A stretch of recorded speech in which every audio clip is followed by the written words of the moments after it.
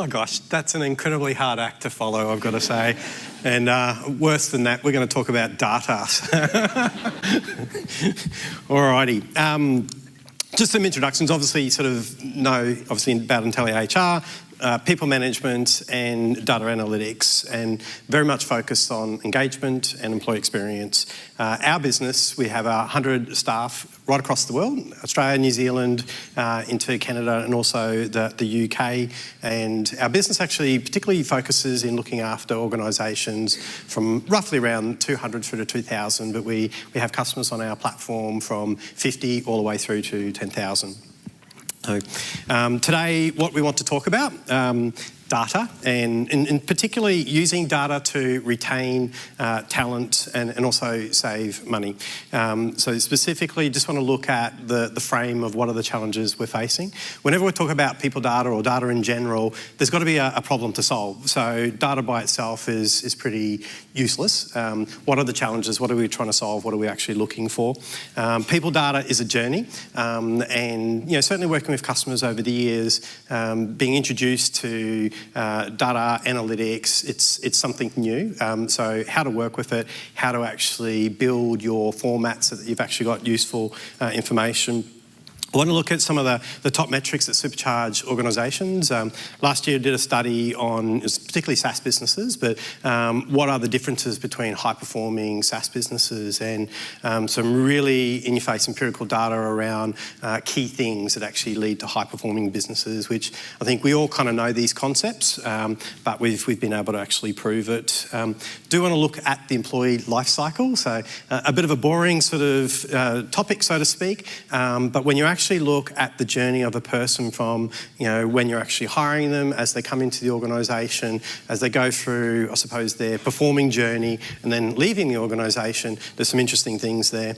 I want to talk about machine learning, so specifically sort of artificial intelligence, some of the concepts that are actually out there. And the cool thing is, you as customers actually don't need to think about this. The underlying technology that's in their platform that's actually serving insights is all sort of taken care of, but I know at times concepts like artificial intelligence can be seen as fearsome or something to that extent. And then basically just give some sort of quick tips. So we'll jump on in. What are the challenges we're all facing? And it's quite sort of interesting. These things are actually universal. Doesn't matter what industry, what country you are actually in. We are all looking for alignment to the company goals and strategy of our people. So that's if everyone knows what they're doing, know what direction we're actually going in, then we're all going to go there. We want people to enjoy their work. You don't want to go to work and have people sitting there solemn in their desks or working in isolation.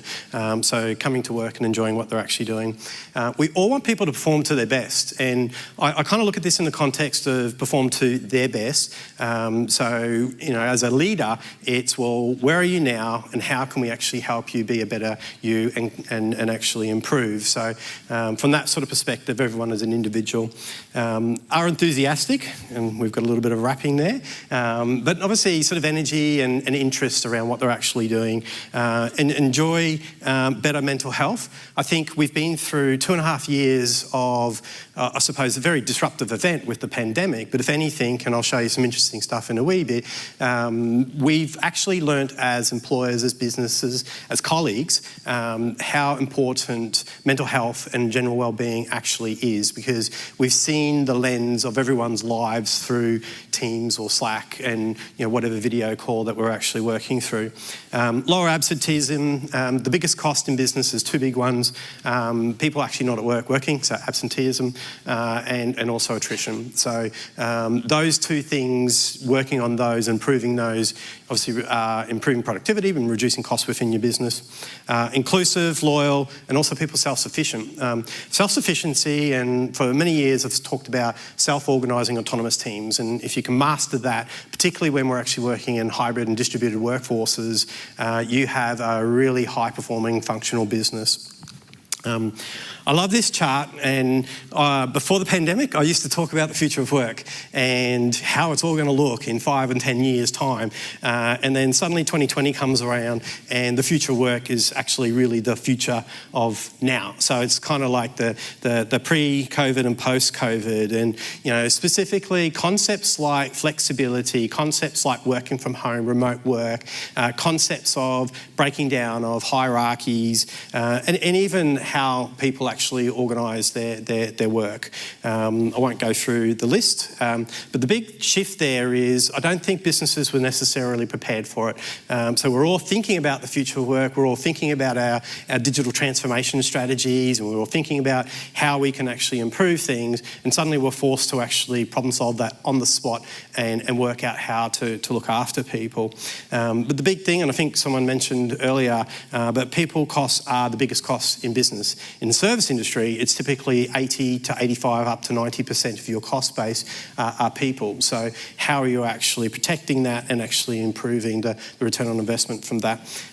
Everybody knows that you succeed and fail based on the quality of people.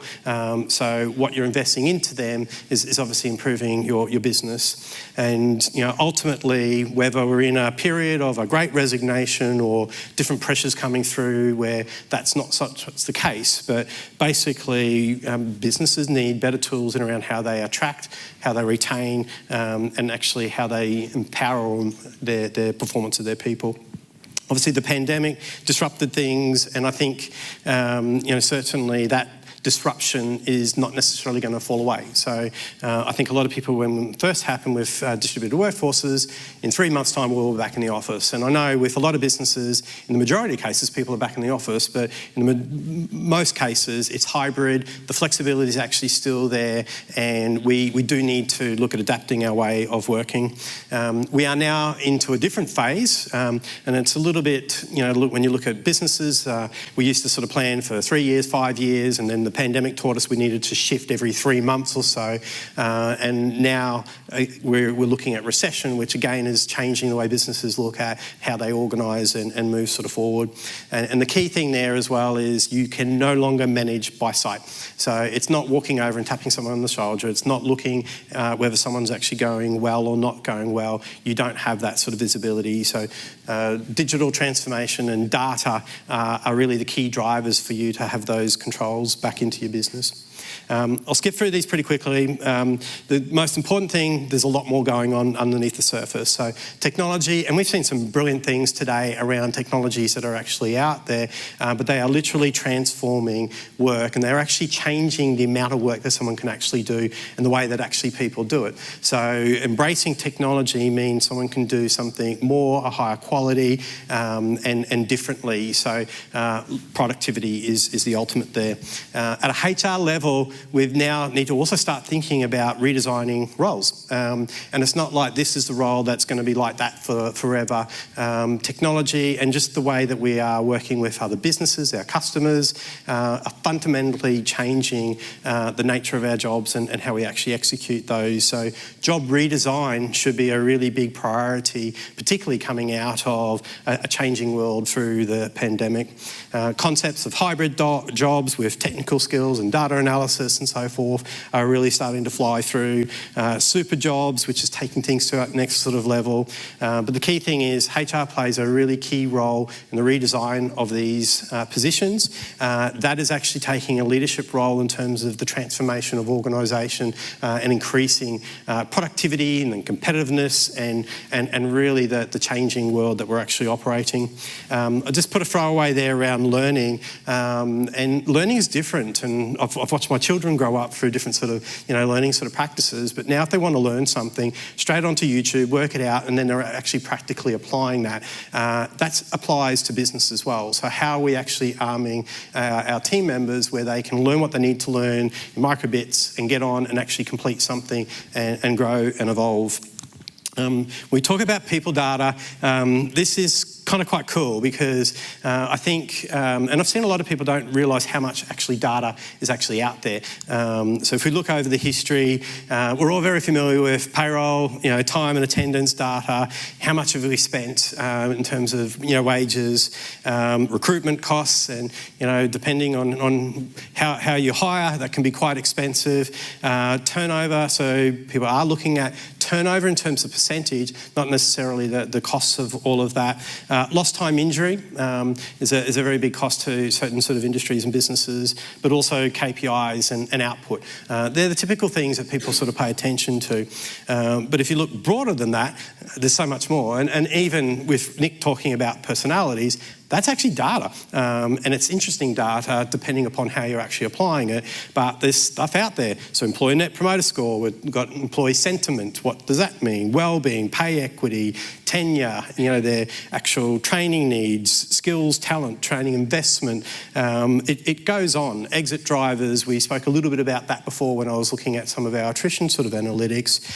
Emotion is a really interesting one. So even if you look at some of the research that's been done from a predictive perspective where we're looking at predictive personality, now it's all about emotion, and you're actually seeing that come into self-driving cars, for example, someone getting into a car and detection through facial recognition, their emotional status, and should they actually be behind a wheel. And you think about those sorts of concepts that can still apply to a workplace.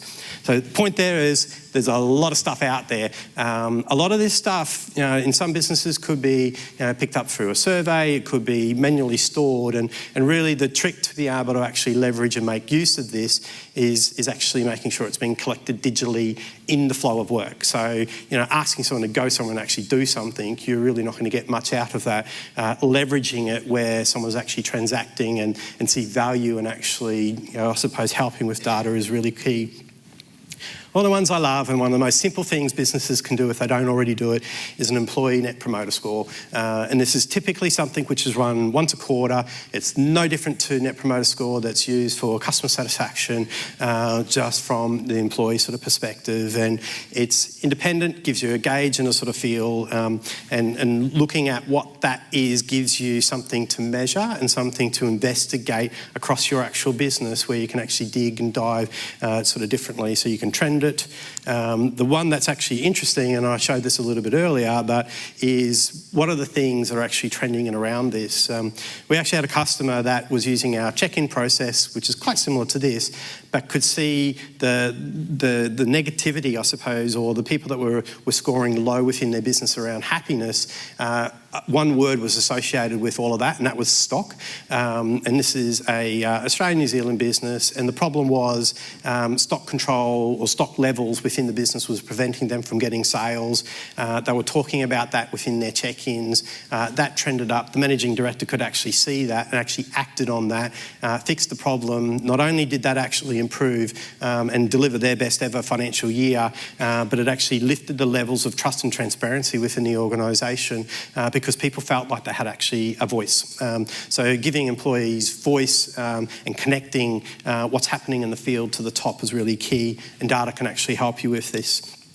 I've always looked at data and pretty well, I suppose, HR through the lens of return on investment. And it doesn't mean it's a cold thing. If you look at the points here, we have an onboarding phase, a performing phase, and an offboarding phase. Onboarding is basically, I've hired them, they come into the business day one. And if you look there, they're actually costing you the minute they walk in the door, because they haven't come into, depending on the industry, but they are not producing day one. And typically you'll find, 1 to 2 weeks of actually settling in, getting things set up, starting to be productive. In most businesses, someone is kind of fully on board after about 6 to 9 months. So if you sort of think about the cost investment over that time period, it is quite significant. But even if we just focus on the first 2 or 4 weeks, there's a cost there before they're actually returning any kind of, I suppose, return back into the business as such. So when you're actually looking at hiring people, how do we actually speed the time from the minute they've got there to when they're actually, contributing and successfully making a difference within the business? Because all that time before there is just lost money out the door. If they leave in that period or shortly after their period, you've just basically lost all that money. So even if you think about it, 4 weeks of wages of a $50,000 salary can add up to be something quite significant. The next one is then how do we get them up to peak profitable performance? And I like to use an example in a law firm. So in legal firms, every hour is costed that they're with customers, 5, 4, 6 minute increments, I think, off the top of my head. And it's about billable hours. So if you have someone actually billing, say, 20 hours a week versus someone billing 40 hours a week, and their charge rate is £500, for example, there's a very big difference between the performance and the productivity of those two individuals. So from a HR perspective is what are the tools, what are the things that we can actually deploy to actually help them get from one point to the other? And it's, again, data, information that actually we leverage to look for those drivers of performance and actually help that person get to their best. You then have an offboarding period where I don't want to be here anymore, or I'm not engaged by this role anymore. And as soon as you start to turn that corner, you start to lose profitability and productivity of that person. So as a leader, what are those tools and mechanisms that you can use to identify that? How can you then actually start to think about how you can re-engage and really bring that person on to that next phase of high performance? And it's a little bit of a holy grail because you're keeping someone with all this knowledge and experience, and then you're helping them get to the next sort of level. And again, there's simple things in there around one-on-one catch-ups and understanding where people are going, understanding what their career objectives are, looking at how you're actually investing into their training and development. And again, it's looking at all the tools that actually help you identify that and actually surface that through. But from a business perspective, understanding the life cycle and the journey that someone actually goes on, and then looking at how you can actually speed something up, slow something down, or increase something through those tools is really where you can reach peak performance.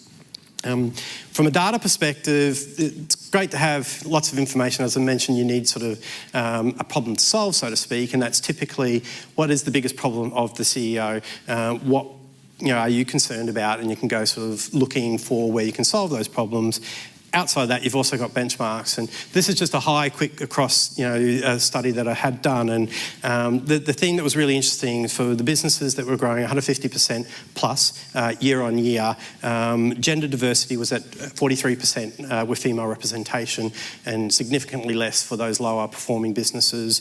BIPOC diversity at 34%. The employee net promoter scores were 70%, and turnover down at 11%, and certainly through different periods, you see 15 to 20 years is typically common. So you can imagine the costs associated with being higher.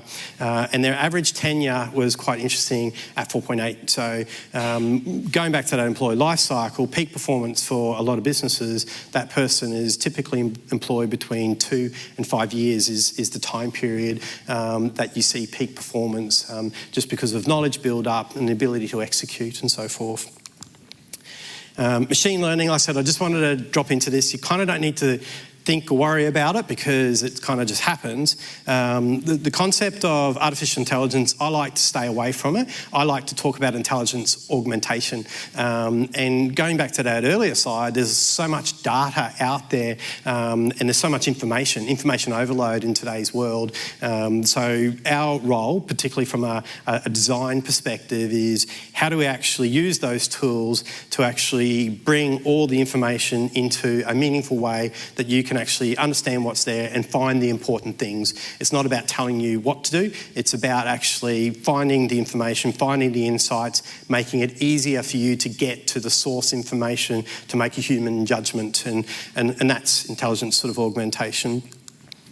So for machine learning, and we might jump over the top of these a little bit, but it's the science of getting computers to learn and act like humans do, and improve their learning over time in an autonomous fashion, feeding them more data. And if you sort of think about it as humans, as we grow up, we're learning more things, we're getting more data points, we've got different experiences, so we make different decisions based on different learnings, and essentially that's what machine learning is. And in our application, it's actually learning, and one of the simple things we have in a platform is a baseline happiness, where we're learning what happiness is for a person over time, so that we can tell if someone is not happier than what they normally are, which is a great way to help a conversation with their leader. It's a simple application of that, and there's lots more complex things in the platform.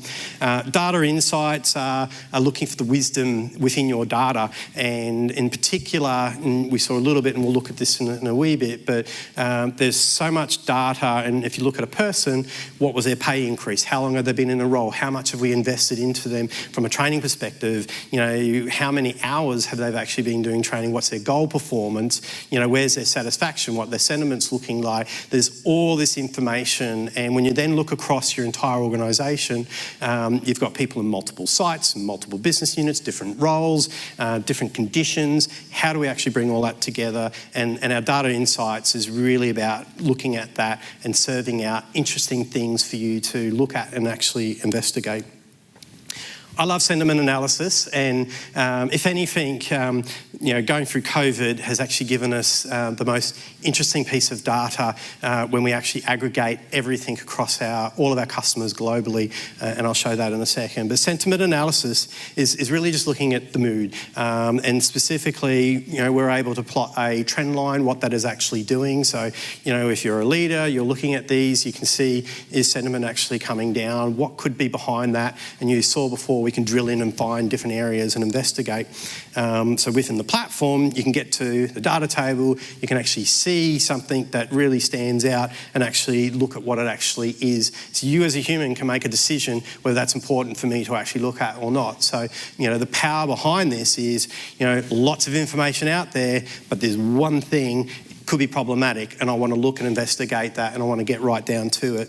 The simple thing, how this sort of works, and basically the platform's actually looking at strings of words, so sentences that are coming into the platform, and it could be through someone's check-in, could be some comments in their goals. The platform does not stray outside of the platform, so it's not looking at people's emails or personal chat or anything like that, but it's then using machine learning to predict if the statement is positive or negative on a -1 to a +1. So at the bottom you can see -0.5, feel like we're two separate teams, or still uncertain about the role, and they're being rated negatively. At the top, operates with safety in mind, very friendly and caring team. So the platform organising this to surface that out for you is really, really, really helpful. Then you being able to actually filter through, find that, and investigate if it's something that you want to look at. Proof and pudding, this is sentiment aggregated across all customers globally over the last 2.5 years. And when you look at that as a chart, well, that's interesting. If we look at the first dip, that's actually COVID starting. So the very beginning of this is January 2020. And basically by April, May, global sentiment of all users in our platform has gone plummeting down to this peak, low point. At that point, I think globally we thought, well, this is a 3-month thing. We're going to get through this, a few lockdowns, and out we go. So things started to recover and people felt positive about the world. And then if we have a look at, here comes wave 2, and we're then back into lockdowns and the world's not looking so flash anymore. The interesting thing that then kind of happens is we just kind of drag along the bottom. And you can see in the middle of there, in around that sort of October to November sort of 2022, when Omicron sort of came in, we were just sitting low. People weren't really sort of recovering. The next one, which is really interesting, is February, March. The world says, well, COVID's over. You can get out and about. You don't have to be in quarantine for 14 days or 10 days or whatever the country sort of specification was. So bang, it just popped right up. And now we're back onto a little bit of a slide down, which, if I'm to guess, I think it's, wars in Europe. I think it's uncertainty brought around by high levels of inflation and also lots of discussion around sort of recessions and so forth. So I thought this is interesting because this is aggregated data right across the globe. This is not one particular customer, this is everybody and how it actually looks, and you can just see the story right there. So if you sort of take that application and you think about that used in your business, well, what is happening in my organisation? And the other part of that, and I think again this is what the pandemic has taught us, is people are people and work is work. People will always be people at work, and its external forces will impact people as much as what's happening within the organisation, and it flows straight through here. Just a couple of quick examples around sort of insight generation, and specifically the platform is looking at those data anomalies. So is there a cohort of people where happiness is trending down, and could that be a particular location? Could it be an actual particular business unit? Could it be a particular gender, or could it be a particular pay level, for that matter? So the platform is scanning across all of those data points and actually sort of aggregating them to generate an insight. At the end of the day, for you to go through all that data and find these kind of things, you can park yourself for a good month or two with potentially not sort of finding anything. And again, that's where I think a lot of people talk to, well, if I am doing some data analysis, I need a problem solve to start with. So we try and help surface, well, the main things you're interested in is, well, how are my people going? And so how we can actually help you sort of find that. So the platform looks at, those top predictors, and it looks at for both happiness but not happiness. It also then looks at the top things impacting sort of monthly changes across a range of different things. The one I love to talk about is decision trees, and we did look at this briefly this morning in the attrition, but the customer stories out of the back of this are just incredibly wild, and we look at probably about 34 to 40 different sort of attributes, and it could be how much someone's pay increase was, through to how long since they've had a pay increase, through to their goal performance, all the way down to how much investment has been made into them from a training perspective. And we're looking at how that could actually impact or be related to people actually leaving the organisation. We've had a case where one customer, number one, I suppose, factor of people actually leaving the organisation was a particular recruitment source, and it was an actual recruitment agency that I think they were spending $750,000 a year on. They could see that was the source of everybody leaving their organisation, and when they investigated, it turned out that the agency they were working with were turning the people over after they got through their probationing and putting them into other roles. And there's just so many things that can be, I suppose, living within your data that from the naked eye you're not necessarily going to be picking up. And this is what the decision tree does. It really looks for those data points, surfaces them out, and provides that so you don't need to go looking for it. One example, and I'll just quickly go through this, but just the need to look deeper. So a 250 headcount business and a 10% turnover, so that's 25 people leaving a year. 10%, you might think, well, that's pretty cool. That's not really problematic, so nothing to look at. We're not going to look at that. But digging into that, 60% of that attrition is coming from one place. And so 15 of those 25 leavers is coming from one particular actual location. And then digging into that, offboarding survey, so the exit surveys with the team showed a high level of negative sentiment around language, and they can see that there's a problem in that particular location. And then starting to look at the costs of all of that, revealed direct costs of £185,000 or £1.25 million based on the true cost. And when you look at a high level, you think, well, that's not a real big problem. It's 10%. It's within what most people say it is. But if you look at the particular circumstances of that, there's an incredible cost that the business is actually wearing, that solving that one problem in that particular location will actually improve the business. So quick fire, top tips, last words. Don't be frightened by data, and probably the key thing is, one, it's out there everywhere. If you don't have access to data, it is thinking through that digital transformation or that digital strategy. How do I capture information digitally that I can then actually use and process to solve a problem? And the problem's the big one is there. So step back, review your collection processes. So there's so many opportunities through where you're onboarding people, getting feedback after they've actually started, feedback on the way through, obviously probation feedback, check-ins, one-on-one check-ins with leaders. Then you've got your employee net promoter scores, your wellness checks. There's just so many processes that are around helping people. Exit surveys obviously are a really big one. My big thing is EMPS is really cool. And if you're just looking to really focus on engagement and sentiment of the organisation, awesome place to start, so easy to actually do that. And the other part was really go deeper on your attrition data. So even if it is 10%, is it in one particular location? Is there something common there that's a real problem that is just not being sort of paid attention to, because the savings out of the back of that, just at a cost level, let alone the productivity improvement, and then the impact to culture and morale are incredibly significant. And as I sort of say finally there, why are my people leaving? But probably more importantly, why are my people staying? So hopefully that's been helpful, and have a good rest of the afternoon. I think I'm handing over to Sam.